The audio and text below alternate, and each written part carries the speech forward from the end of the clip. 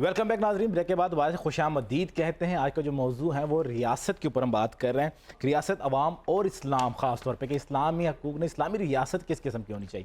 ناظرین کرام، ہم ہمیشہ کی طرح بیلا پیرس کی بات کرتے ہیں۔ ہمارے ساتھ یہاں موجود ہے رؤوف عمران جنجوا صاحب، جنرل مینیجر سیلز ہیں اربن بیوٹی کے۔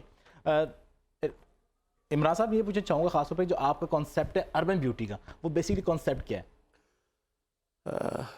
انور بھائی، اربن بیوٹی ایک ملٹی نیشنل کمپنی ہے جس کے پاکستان کے علاوہ دوسرے کنٹریز کے اندر بھی بزنس ہیں۔ اربن بیوٹی جب پاکستان ہم اس وقت میں آئے جب لوگ پاکستان سر، آپ بیوٹی کی بات کر رہے ہیں تو ایک اور بیوٹی میں اضافہ ہوا ہمارے یہ تو میں چاہوں گا ان کا تعارف پیش کروں۔ خاندانی حکیم ہیں اور ماشاءاللہ ہم جب ان کو دیکھتے ہیں تو نبض شناسی جو ہے پاکستان کے اندر بہت کم حکماں کے پاس ہے۔ تو ہم دیکھتے ہیں آج کے جو ہمارے مہمان ہیں ان کے پاس یہ اللہ تعالیٰ نے ان کو یہ عطا کیا ہے کہ نبض شناسی ان کی بہت نبض دیکھ کے جو ہے یہ دیکھ لیتے ہیں کہ بندے کو کیا مرض ہے۔ اور میں اگر بات کروں حکماں کی تو جو جینین حکیم ہے پاکستان کے اندر ان میں سے آپ کا شمار ہوتا ہے۔ اللہ تعالیٰ بہت عزتوں سے نوازا ہے۔ حکیم عطاء الرحمن صدیقی صاحب ہمارے ساتھ خصوصی دعوت پر تشریف لائے ہیں، آپ کو خوش آمدید کہتے ہیں جی۔ السلام علیکم، رمضان مبارک ہو آپ کو، آپ تشریف لائے سر، آپ کا بہت شکریہ۔ اب بیوٹی کی طرف آتے ہیں کہ حکمت بھی ایک بیوٹی ہے، تو میں چاہ رہا تھا ان کا تعارف پیش ہو جائے۔ بسم اللہ۔ تو میں بات کر رہا تھا اربن بیوٹی کی۔ Urban beauty private limited basic company, behind the company all project کے اربن بیوٹی ہے۔ اربن بیوٹی میں بتا رہا تھا کہ ایک ملٹی نیشنل کمپنی ہے جو پاکستان میں نہیں تھی، پاکستان میں ابھی آئی، اور اس وقت آئی جب پاکستان کے اندر سے دوسری کمپنی واپس جا رہی تھی۔ ہم ایک ٹرینڈ سیٹر بننا چاہ رہے تھے ملک کے لیے بھی، کہ پاکستان ایک سیف کنٹری ہے۔ پاکستان کے لیے اگر ایسے لوگ باہر جانا شروع ہو جائیں گے، کمپنیاں چھوڑ کے جا رہی ہوں گی تو انپلائمنٹ بہت آگے چلی جائے گی۔ وہی ہماری ریاست تو کوئی کیئر نہیں کر رہی نا، ہماری ریاست تو فلاح کے لیے کسی کو کچھ وہ نہیں دے رہی ہے۔ جیسے بھائی صاحب فرما رہے تھے، ایک 10 کلو کا توڑے کی ویلیو کیا ہوتی ہے؟ 1000 روپیہ، 1100 روپیہ، اس کے لیے لوگ ذلیل و خوار ہو رہے ہیں، انسانی جان ضائع ہو رہی ہے۔ ہاں، تو ہم نے جب اس حالات کے اندر میرے ڈائریکٹران نے یہ سوچا کہ ہمیں پاکستان کے اندر کمپنی لانچ کرنی چاہیے اور لوگوں کے لیے امپلائمنٹ جاب کریٹ کرنی چاہیے۔ ہم یہ چاہ رہے ہیں کہ اگلے 1 سے 2 سال کے اندر ہم 1000 آف پرسن کو امپلائمنٹ دیں، اور آپ سے دیکھیں ایک بندے کے پیچھے 4 لوگ ہوتے ہیں، تو آپ دیکھیں اگر ابھی ہم 500 لوگوں کو امپلائمنٹ دیں گے تو ہمارے 2000 لوگ ہمارے سے لنک ہو رہے ہوں گے۔ سب سے ہمارا مین مقصد یہ تھا ان دنوں کے اندر جب حالات، ملک کے حالات سپورٹیو نہیں ہے، ہر بندہ کوئی چیز خرید نہیں سکتا ہے، ہم نے بھی ایک بڑا رسک لیا، اس لیے رسک لیا، ملک کے لیے رسک لیا، ایک ٹرینڈ سیٹ کرنا چاہ رہے تھے ہم بھی۔ ہم چاہ رہے تھے اور لوگ بھی آئیں، ہم اور لوگوں کو کنوینس کر رہے ہیں، ہم اپنی کمپنی کا جو دائرہ کار ہے وہ بھی بڑھا رہے ہیں تاکہ لوگوں کو، پاکستان کے لوگوں کو میکسیمم ہم فائدہ دیں۔ یہ مین مقصد تھا۔ جی عمران صاحب، بالکل سعود طاہر صاحب بالکل ینگ سی ای او ہیں، اور جو اس طرح انہوں نے قدم اٹھایا خاص طور پہ انفلیشن میں کمپنی کو لانچ کرنا، کمپنی کو لے کے آنا اور انٹرنیشنل پروجیکٹ کو لے کے آنا، خاص طور پہ جب ایکسپورٹ کے اوپر بالکل ہی آپ کر ہی نہیں سکتے ہیں، امپورٹ نہیں کرتے، بالکل امپورٹ پہ پابندیاں، ایکسپورٹ بھی بالکل کم ہو چکی ہوئی ہیں۔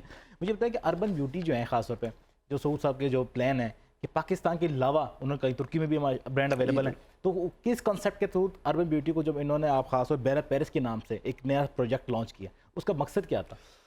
ہاں دیکھیں، اس کا مقصد یہ تھا کہ پاکستان کے اندر بزنس تو ہے، کاسمیٹک کی پروڈکٹ تو ہے، مگر کاپی بہت ہائی ہوتی ہے۔ میں نے پہلے بتایا کہ لوگوں کو آئیڈیا نہیں ہے، اب سب کی سکن کے مختلف یعنی کہ لیولز ہوتے ہیں، مختلف سکن کے ٹائپس ہیں، کسی کی سینسٹیو سکن ہے، کسی کی ایکنی کی سکن ہے، کسی کی آئلی سکن ہے، کسی کی ڈرائی سکن ہے، تو ہم اس لیول پہ لوگوں کو نالج نہیں دے پاتے تھے، تو لوگ ایک بھیڑ جال کے چکر میں غلط پروڈکٹ یوز کر لیتے تھے، تو لوگوں سے اس سے جلد اور خراب ہوتی تھی۔ ہم یہ چاہ رہے تھے کہ ہم وہ پروڈکٹ لے کے آئیں جس سے ایک چیز کا، ہماری فیشن انڈسٹری وہ نہیں ہے کہ ہم کوئی فیشن جس کا فائدہ ہی نہیں ہے ہماری۔ دیکھیے اگر ہم کاسمیٹک انڈسٹری یا فیشن انڈسٹری کے اندر آتی ہے تو اس کے اندر یہ ہے کہ آپ کی کیئر بھی ہے، یعنی کہ سکن کے مطابق پروڈکٹ کا یوز کرانا اور 100% اوریجنل پروڈکٹ یوز کروانا، یہ بھی ایک پاکستان کے لیے ایک اچھا شگون ہوگا۔ اس سے یہ ہوگا جو اور کمپنیز ہوگی، کمپٹیشن کی فضا ہوگی، اور کمپنیز کو بھی آئیڈیا ہوگا کہ ہم نے بھی اوریجنل پروڈکٹ دینی ہے، اوریجنل چیزیں لے کے آنی ہیں، اور اس سے لوگوں کا فائدہ ہوگا، اس سے لوگوں کا فائدہ ہوگا۔ مین مقصد یہ تھا کہ میں آپ کو اگر برانڈ کا نام اس لیے نہیں لیتا ہوں کہ وہ تھوڑا اچھا نہیں ہوتا، میں آپ کو 1000 برانڈ بتا سکتا ہوں جس کی 25-30 کاپیز ہیں. ہم برانڈ لے کے آئے ہیں کچھ ان دنوں کے اندر جب امپورٹ کے اوپر بہت گورنمنٹ ریاست کی پابندی ہے, مگر ہم نے اس ریاست کی پابندیوں کے باوجود جو صاحب آپ نے کاپیز کی بات کی تو میں حکیم طاہر رحمان صاحب کی طرف آؤں گا. جب حکیموں کی بات کرتے ہیں تو یہاں بھی حکیموں کی کاپیز بہت زیادہ مارکیٹ میں ہیں. لوگ ڈر جاتے ہیں حکیم کا نام سن کے, اور اب لگتا یہ ہے کہ پاکستان سارا ہی جو ہے وہ حکماء کے زیر عتاب ہے. ہم دیکھتے ہیں گلی کونوں میں بھی حکماء کی جو ہے نا وہ اشتہاری مہم چل رہی ہوتی ہے. آپ کا انداز علاج سب سے مختلف ہے, تو میں صرف یہ جاننا چاہوں گا یہ جو کاپیز ہیں ان کا خاتمہ کیسے ہو سکتا ہے, اور آپ کا طریقہ علاج کیوں مختلف ہے, اس کی ذرا وضاحت کر دیجئے تاکہ دیکھنے والوں کو رہنمائی ہو سکے. بسم اللہ الرحمن الرحیم. بہت شکریہ طیبی صاحب. پہلا سوال ہی آپ نے ایسا کیا کہ عوام الناس ڈر جائے, تو ہم نے ڈرانا نہیں ہے بلکہ خیر پھیلانی ہے. صحیح. دیکھیں اللہ سب سے پہلی بات یہ تو ضروری ہے. جی بالکل. اللہ کے نبی نے فرمایا ہے کہ جب آپ مریض کو چیک کرو تو اس کو تسلی اور تشفی دو, صحیح, نہ کہ اس کو ڈراؤ. کہ ایک شخص پہلے ہی قریب المرگ ہے یا کسی موذی مرض میں مبتلا ہے, آپ جب اس کو ڈراتے ہیں تو اس کے اندر وہ بیماری مزید طول پکڑتی ہے. صحیح. تو بہتر یہ ہے کہ آپ تسلی تشفی دیں اور اللہ تجھے شفا دے گا, اور یقیناً اللہ پاک شفا دینے والا ہے, اس میں کوئی شک نہیں. دوسری چیز, آپ کرونا پچھلے دنوں گزرا ہے, کرونا کے اندر سب سے زیادہ لوگ خوف زدہ کی وجہ سے متاثر ہوئے ہیں. جی. اور جن لوگوں کے اندر خوف نہیں تھا, توکل تو اللہ تھا, وہ لوگ سروائیو کیے. تو پہلی بات یہ ہے کہ ہمیشہ مریض کو اطمینان کی, تسلی کی جو ہے نا رہنمائی کرنی چاہیے. اچھا, روزے کے اندر لوگوں کو بہت زیادہ شکایت ہوتی ہے کہ جو سحری کے بعد کے لوگ جو ہے سحری زیادہ کرنے کی وجہ سے ان کا معدہ ڈسٹرب رہتا ہے, یا افطار میں کیا ایسی ڈائٹ لیں یا سحری میں کیا استعمال کریں کہ وہ سارا دن جو ہے نا بڑے ہیپینس کے ساتھ گزار سکیں, ذرا اس بارے سے بھی رہنمائی کر دیں. دیکھیں گزشتہ کچھ عرصے سے پاکستان میں مہنگائی بہت ہو گئی, صحیح, اور ہمیں بڑی آسانی اب ہو گئی ہے کہ جو لوگ بد پریزی کرتے تھے اب اتنے گنجائش ہی نہیں ہے کہ وہ بد پریزی کر سکتے ہیں. پہلی بات تو یہ پچھلے 6 ماہ سے ہم دیکھ رہے ہیں جی جی کہ کھانا ہی پورا ہو جائے گھروں میں تو پوری بات ہے. اب جناب بات یہ ہے کہ 2 چیزیں ہوتی ہیں, ایک ہوتی ہے بد پریزی اور ایک ہوتی ہے بے احتیاطی. بد پریزی یہ ہے کہ بھوک کی حالت میں اگر آپ بد پریزی کر بھی لیتے ہیں تو طب میں وہ جائز ہے کہ آپ نے فرض کریں روزہ رکھا ہے اور آپ کہیں افطار پہ گئے ہیں اور وہاں پہ آپ کو مختلف چیزیں مل رہی ہیں تو وہ آپ کھائیں گے اور اعتدال کے دائرے میں کھائیں گے. وہ اعتدال کا دائرہ جس کے بارے میں حدیث میں حکم ہے کہ اپنے پیٹ کو 3 حصوں سے آپ نے بھرنا ہے. ایک حصہ خوراک کا, دوسرا حصہ جو ہے ہوا کا یعنی اس کی جو وینٹیلیشن کا سسٹم, اور تیسرا حصہ پانی کا. یعنی یہ 3 حصوں کے جو ہے نا ترتیب بنائی گئی ہے. تو اگر آپ اس ترتیب سے چلتے ہیں تو آپ کا معدہ خراب نہیں ہوگا. دوسری چیز سنت کے عین مطابق کھانا کھایا جائے.